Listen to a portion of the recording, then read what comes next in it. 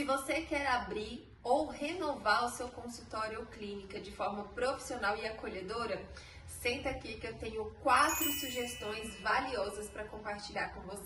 Eu sou Ana Paula Medina, arquiteta e especialista em clínicas e consultórios aqui na AIPA Arquitetura. E hoje nós vamos bater um papo sobre como criar um consultório convidativo, seja qual for a sua área de atuação. Sugestão número 1. Como você quer que o paciente se sinta em relação ao seu trabalho? Essa é uma questão muito importante que a gente tem observado no mercado a partir dos projetos que a gente tem criado, dos feedbacks que a gente tem recebido dos nossos clientes e como essa situação tem se refletido no aumento do faturamento desses nossos clientes. Existe uma nova tendência de mercado que se reflete no comportamento de consumo das pessoas, tá? Sim, existem muitas pessoas que ainda frequentam um espaço em função do preço ou exclusivamente do atendimento. Eu vou num lugar mais barato, Existem pessoas assim, sim. Mas, na contramão, tem um volume maior de pessoas que estão buscando por uma experiência, tá? Isso não é determinado apenas por um perfil de cliente, de paciente, né? Seja do público A, B, C, D, E. As pessoas, no geral, querem vivenciar uma experiência para além do atendimento. Então, assim, o momento do procedimento, o momento do atendimento é importante, né? De fato, oferecer algo que vai resolver o problema da pessoa, né? Mas essa experiência que a pessoa pode vivenciar complementa a decisão de compra em relação ao seu trabalho, certo? Então, sim, a área da saúde tem várias nuances, né? Então, você pode receber apenas pacientes que estão com nível de doença elevado, então a pessoa já está fragilizada. Você pode receber pessoas que estão buscando apenas pela estética. Então, existe N fatores que moldam esse comportamento, mas, no geral, tudo que a gente quer é se sentir bem. Tudo que a gente quer é um reforço positivo de que aquela situação está nos proporcionando algo de bom, apesar né? Então, dependendo da situação que a pessoa se encontra. Então, é muito importante que você faça escolhas que vai beneficiar essa experiência da pessoa. E como é que a gente trabalha a experiência? No geral, isso é possível através dos sentidos. Então, quando você trabalha de alguma forma a experiência sensorial, então tato, olfato, paladar, audição e visão, né? Então, quando você consegue articular de alguma forma que esses 5 sentidos básicos sejam trabalhados durante o momento em que a pessoa estiver presente no consultório, isso vai valorizar a experiência dela e automaticamente uma pessoa que tem uma experiência positiva, ela volta, ela recomenda, ela indica, ela compartilha nas redes sociais.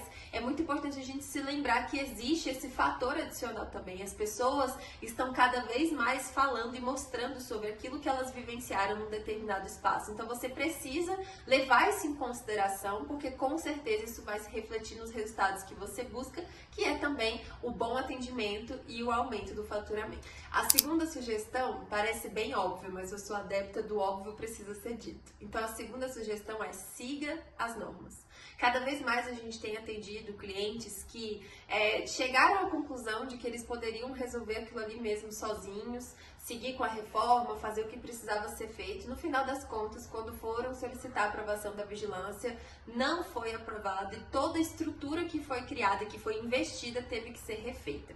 Eu não sei se você me acompanha no Instagram, vou deixar aqui o @, mas eu compartilhei recentemente a história de um cliente que nós recebemos, de que ele fez a reforma praticamente completa e só então resolveu buscar pela aprovação da vigilância. E aí ele descobriu que sozinho ele não poderia fazer, porque tem alguns documentos que nós como arquitetos precisamos assinar.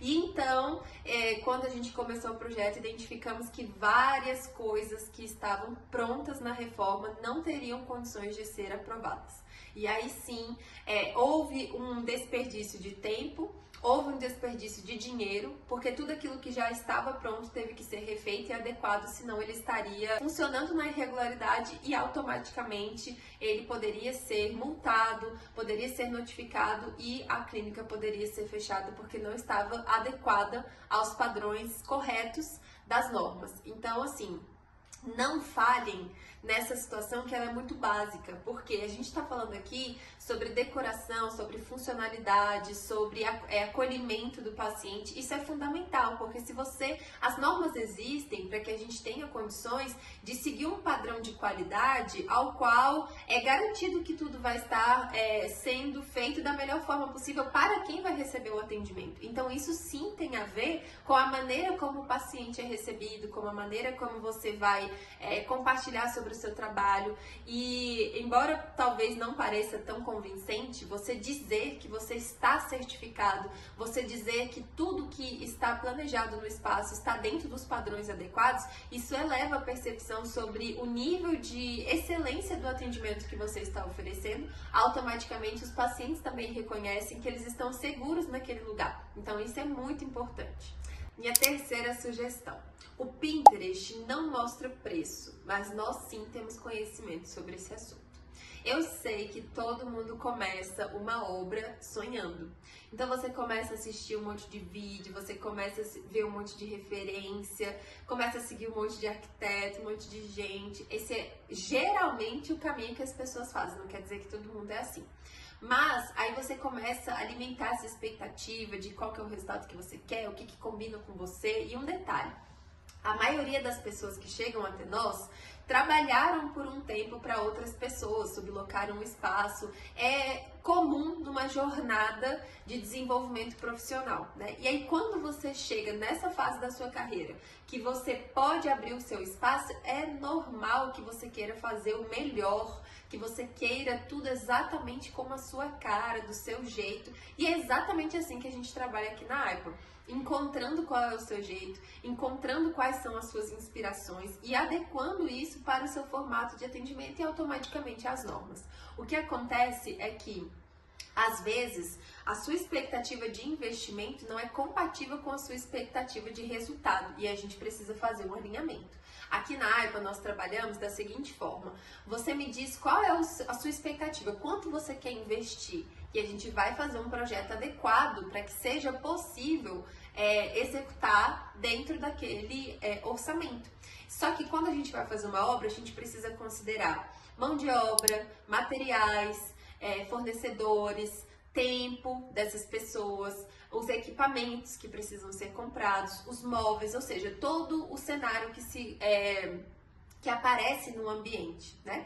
E aí eu tenho sempre o prazer de dar essa resposta também para os nossos clientes, que é o quê? Ana, será que esse dinheiro aqui, essa reserva que eu criei para essa obra, será que é suficiente, né? Então a gente sempre recebe essas inspirações e aí avaliamos a partir dessas inspirações o que é possível fazer dentro desse investimento para a gente fazer então um projeto adequado e executável. De nada adianta a gente criar um projeto, você ter o espaço dos seus sonhos exatamente como você quer e no final das contas ele ficar ali guardado porque você não conseguiu executar. Então a gente trabalha de forma que seja realmente possível executar isso. E para isso a gente precisa conversar bem sobre quais são as suas reais necessidades e qual é o seu real investimento e onde você quer chegar com isso tudo. E aí sim realizar, mas não apenas com base nas imagens que você viu no Pinterest, porque a gente precisa avaliar o que está por trás daquela referência. Por exemplo, quando eu vejo uma textura de madeira, podem ser N materiais, tem muitos materiais que imitam madeira, tem a madeira natural, enfim, várias coisas precisam ser avaliadas. Quando eu vejo um mármore, eu acho lindo, eu gosto, eu quero que tenha no meu consultório, mas você já deu uma olhada de qual é o investimento? Sim, a gente pode colocar, mas a gente precisa encontrar como encaixar, por exemplo, essa necessidade dentro daquilo que você pretende investir. Então, tudo é possível, desde que seja avaliado, desde que seja planejado com antecedência, para você ter a segurança de que, no final das contas, você vai ter um espaço que realmente esteja compatível com o público que pretende receber. E a quarta sugestão é: dê um toque de personalidade ao seu ambiente. Mas essa sugestão, ela cabe uma avaliação, né? Eu digo isso porque a maioria das pessoas está realmente criando um espaço para si. Quando você tem uma clínica maior, onde vários profissionais vão trabalhar, onde você vai sublocar o espaço, é importante avaliar como esse toque vai acontecer. Então, existem duas formas disso acontecer. Primeiro, Se você é uma clínica maior, de repente uma franquia, enfim, o espaço que eu descrevi anteriormente, você vai dar esse toque de pessoalidade, mas com a característica da sua marca. O que essa marca tem a oferecer? É uma marca que oferece mais agilidade? É uma marca que oferece mais, um atendimento mais personalizado? Que oferece status ou que oferece preço menor. Então, qual é a característica dessa marca? Isso que é dar esse toque de pessoalidade num contexto como esse.